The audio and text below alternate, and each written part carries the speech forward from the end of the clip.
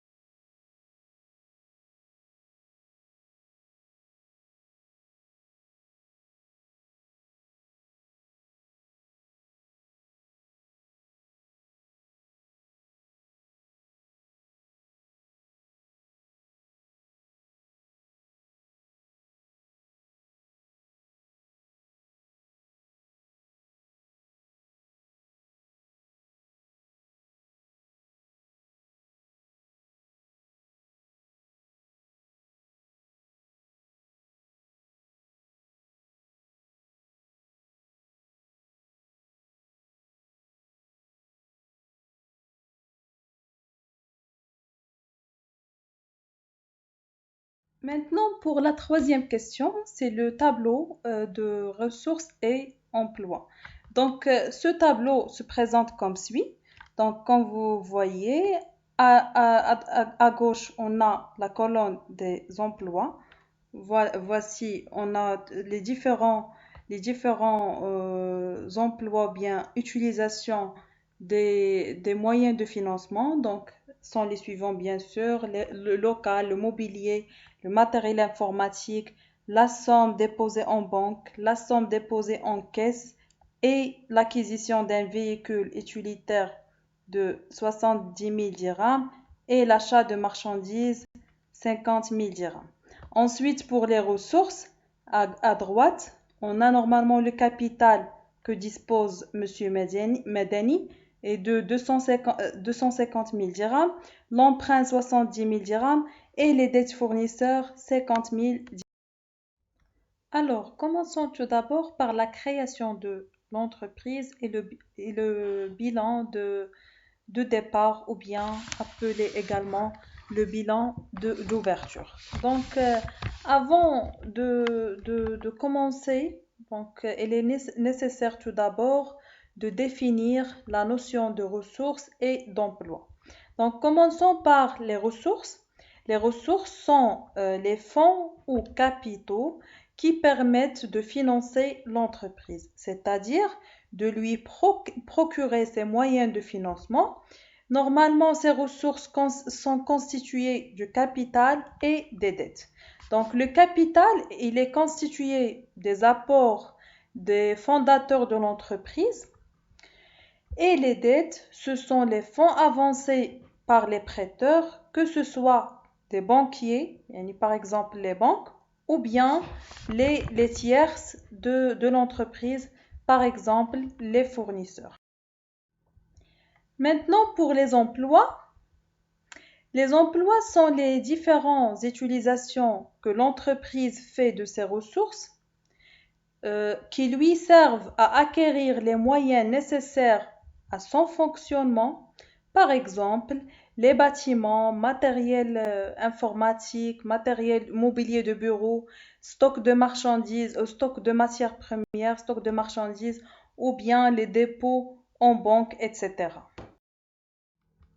Maintenant, quelle est la définition de bilan ou bien comment peut-on définir la notion de bilan? Le bilan est un document comptable qui décrit la situation de l'entreprise à une date donnée. Il se présente sous la forme d'un tableau composé de deux parties. La première à gauche, c'est l'actif du bilan. Donc, il indique les emplois de l'entreprise faits de ses ressources ou bien il exprime les emplois de l'entreprise faits de ses moyens. Ensuite, on a à droite le passif du bilan. Donc, il décrit la nature et l'origine des ressources de l'entreprise ou bien des moyens financiers mis à la disposition de l'entreprise.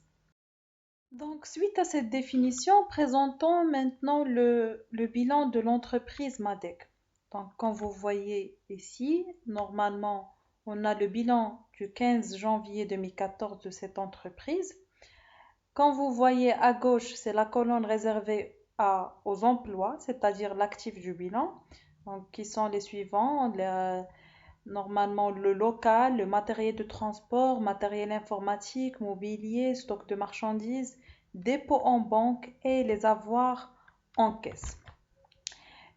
Pour la colonne à gauche, on a le passif ou bien les ressources de cette entreprise qui sont normalement le capital, l'emprunt et les dettes fournisseurs. Comme à chaque emploi correspond une ressource, dans un bilan, on trouve le total de l'actif est égal au total du passif.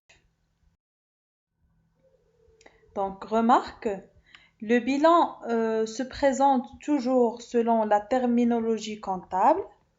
Donc, on a des termes, comme vous savez, usuels, et on a une terminologie comptable qui unifie le langage ou bien le langage comptable au niveau national.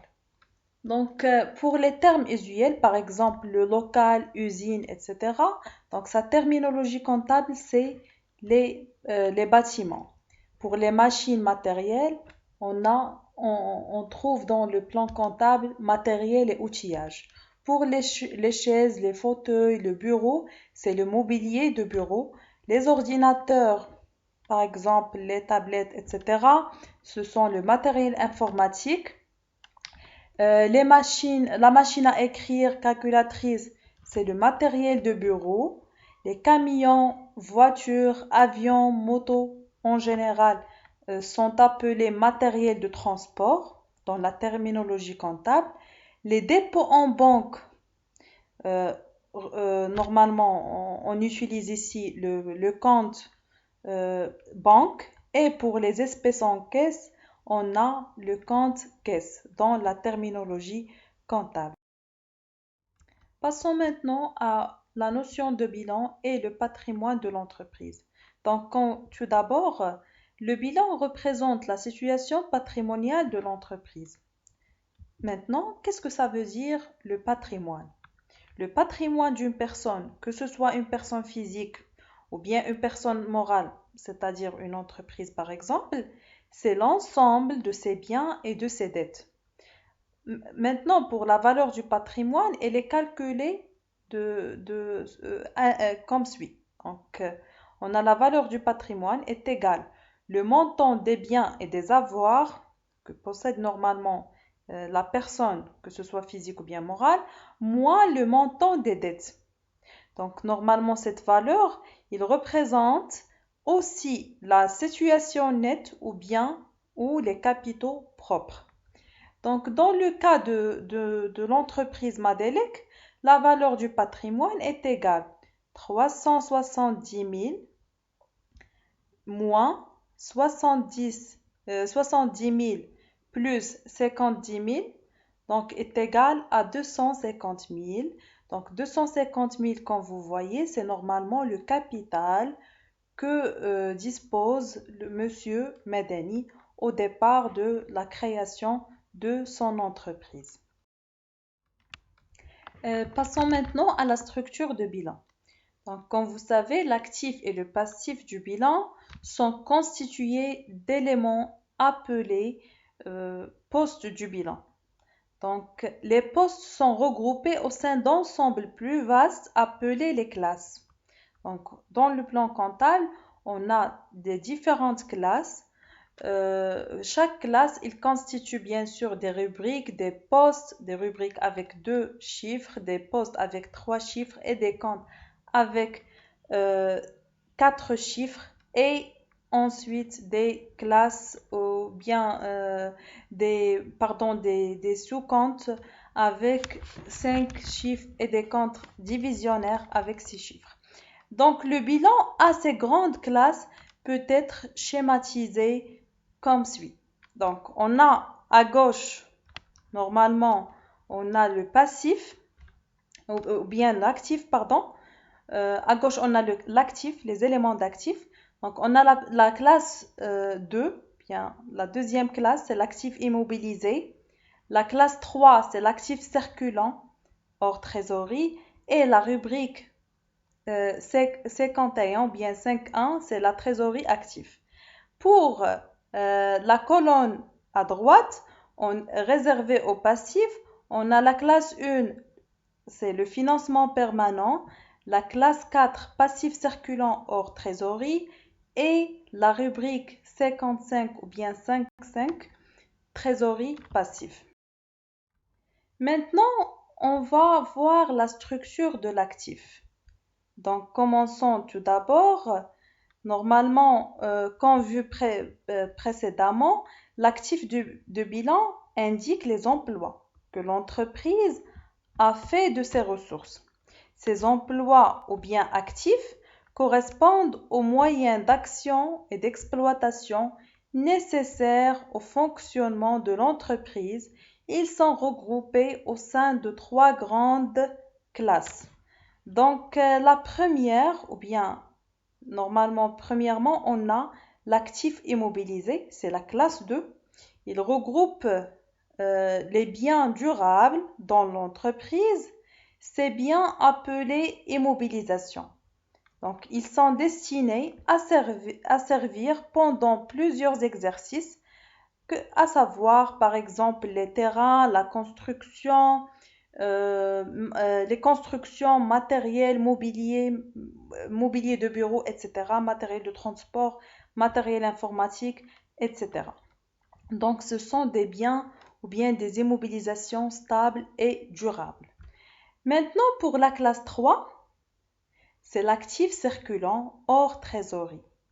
Ce sont les éléments qui se transforment en se renouvellent et se renouvellent constamment au fur et à mesure de l'activité de l'entreprise. Donc, par exemple, on a les stocks de marchandises, de matières premières, créances sur clients, etc. Et enfin, on a la trésorerie active. Or, la trésorerie active, donc normalement, ce sont les disponibilités de l'entreprise, c'est-à-dire l'ensemble des avoirs de l'entreprise, à savoir les espèces en caisse, les avoirs en banque ou bien en centre de chèques postaux. Maintenant, quant à la structure du passif, normalement, le passif indique la nature et l'origine des ressources de l'entreprise. Ces ressources sont regroupées au sein de trois classes. À savoir, on a la classe 1, le financement permanent. Il s'agit des fonds mis à disposition de l'entreprise pour une longue durée. Ces ressources stables, généralement parties de deux rubriques, à savoir les capitaux propres, ce sont les capitaux appartenant aux propriétaires de l'entreprise. Ensuite, on a les dettes de financement qui constituent des dettes contractées pour des durées longues, c'est-à-dire supérieures à un an, pour financer l'acquisition des immobilisations. Normalement, ces dettes ou bien ces capitaux, ils financent normalement les immobilisations ou bien les emplois stables ou bien durables. Ensuite, on a la classe 4, normalement appelée le passif circulant. Le passif circulant, c'est l'ensemble des dettes contractées, généralement pour des durées relativement courtes, c'est-à-dire à court terme, inférieures à un an. Donc, normalement, ils servent à financer l'exploitation des entreprises, c'est-à-dire des dettes, par exemple, envers les fournisseurs. Et enfin, on a la trésorerie passive.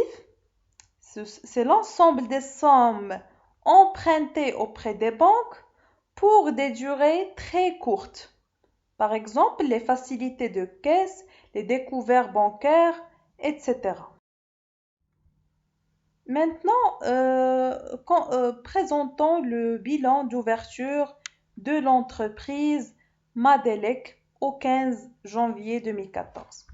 Voici, comme vous voyez, on a dans la colonne des emplois, bien d'actifs, on a la classe, c'est l'actif immobilisé. On a bien sûr les comptes, on a le bâtiment, matériel de transport, matériel informatique, mobilier. Pour le passif circulant, on a le stock de marchandises. Donc, comme vous savez, au niveau de l'actif immobilisé, toutes ces immobilisations, ce sont des immobilisations durables, des immobilisations stables à plus d'un an. Pour l'actif circulant, on a le stock de marchandises. Pour le stock de marchandises, normalement, c'est un stock d'exploitation, donc sa durée est toujours inférieure à un an. Pour la trésorerie active, on a la banque, c'est-à-dire les dépôts en banque, 25 000 dirhams, et les avoirs en caisse, c'est-à-dire la caisse, 15 000 dirhams. Maintenant, pour le passif ou bien les ressources de cette entreprise, on a la classe 1, le financement permanent. On a la première rubrique capitaux propres, appelée dans le plan comptable capitaux propres. On a bien sûr capital personnel, c'est 250 000 dirhams. C'est normalement le capital que dispose Monsieur Madiani. On a les dettes de financement, c'est l'emprunt. Bien sûr, l'emprunt est d'une valeur de 70 000 dirhams. Donc, c'est l'emprunt qui a emprunté par Monsieur Madani auprès de sa banque. Donc, comme vous voyez, normalement, ces ressources de financement permanent, ce sont des ressources à long terme et même ces dettes de financement, bien cet emprunt, sa durée est à plus d'un an normalement. Donc, elle est durable. Maintenant, pour le passif circulant, on a les dettes de fournisseurs d'une valeur de 50 000 dirhams. Et enfin, on a trésorerie passive. Donc, le total de l'actif est égal au total de passif, est égal bien sûr à 370 000 dirhams.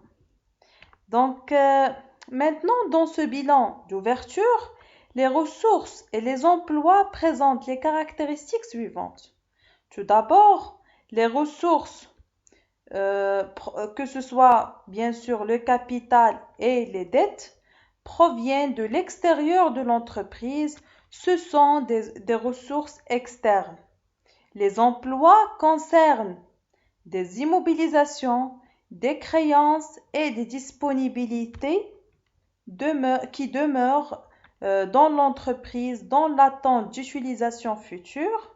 Ce sont des emplois stables, par exemple des immobilisations, et intermédiaires ou provisoires, par exemple le stock de marchandises, c'est-à-dire les éléments d'actifs circulants et la trésorerie. Passons à l'application suivante. Donc, le 1er janvier 2018, la situation de l'entreprise Menara se présente comme suit. On a le capital d'une valeur de 700 000 dirhams, un terrain évalué à 380 000 dirhams, un bâtiment à usage commercial d'une valeur de 390 000 dirhams, un véhicule utilitaire 83 700 dirhams, divers matériels de bureau 12 640 dirhams et un stock de matières premières 143 000 dirhams, des fonds déposés en banque 16 150 dirhams, des espèces en caisse d'une valeur de 9 370 dirhams. Les clients lui doivent normalement 45 780 dirhams. Elle a emprunté 30 000 dirhams à un établissement financier pour une durée de 5 ans. Donc, il s'agit d'un emprunt à long terme. Et elle doit 51 480 dirhams à ses fournisseurs et 29 160 dirhams de taxes à l'État. Donc, travail à faire, présenter le bilan de l'entreprise Menara au 1er janvier 2018. Donc, il s'agit bien sûr d'un bilan d'ouverture. Donc, le bilan de cette entreprise Menara se présente comme suit au 1er janvier 2018. Donc, comme vous voyez, on a pour les ressources de cette entreprise, bien c'est la colonne à droite, la colonne réservée au passif. On commence tout d'abord par le financement permanent, c'est-à-dire les ressources durables de cette entreprise d'une durée à plus d'un an. On a bien sûr le capital que dispose le propriétaire de cette entreprise, c'est 700 000 dirhams. L'emprunt, normalement d'une valeur de 300 000 dirhams, c'est l'emprunt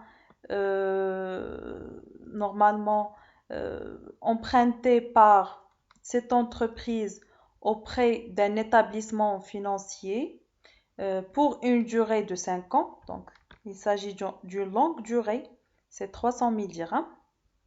Maintenant, pour le passif circulant, on a bien sûr les dettes fournisseurs. Donc, pour les dettes fournisseurs, on a bien évidemment, donc l'entreprise, elle doit au fournisseur 51 480 dirhams à ses fournisseurs et à l'État une valeur de 29 160 dirhams de taxes qu'il doit normalement payer à l'État. Maintenant, pour les emplois de ces ressources, c'est-à-dire l'actif de cette entreprise, commençons tout d'abord par l'actif immobilisé, qui constitue bien évidemment les immobilisations durables de cette entreprise ou bien les immobilisations stables, donc pour une durée longue à plus d'un an. Leur utilisation est effectuée à plus d'un an. Donc, commençons tout d'abord par le terrain, d'une valeur de 380 000 dirhams.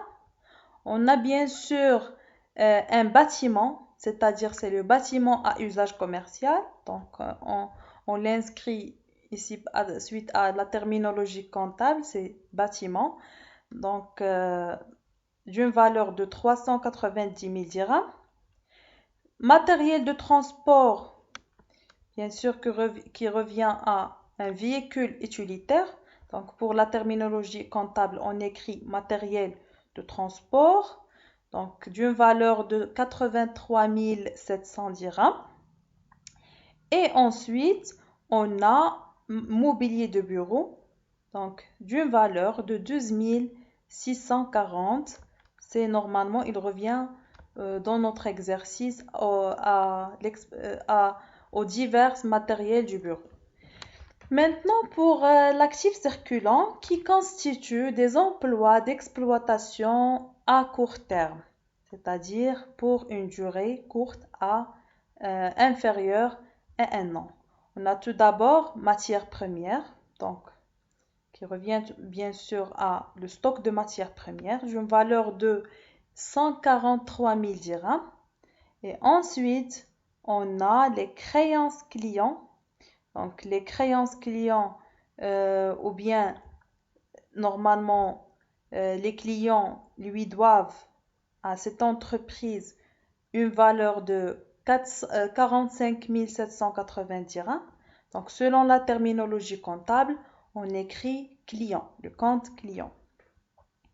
Donc, maintenant, pour la trésorerie active, bien sûr, on a les fonds déposés en banque, c'est 16 150 dirhams. Donc, on écrit juste le compte banque. Et les espèces déposées en caisse d'une valeur de 9 370 dirhams. Donc, c'est la caisse. Maintenant, on calcule le total de l'actif et passif. On trouve que le total actif est égal au total passif est égal à 1 80 640 dirhams.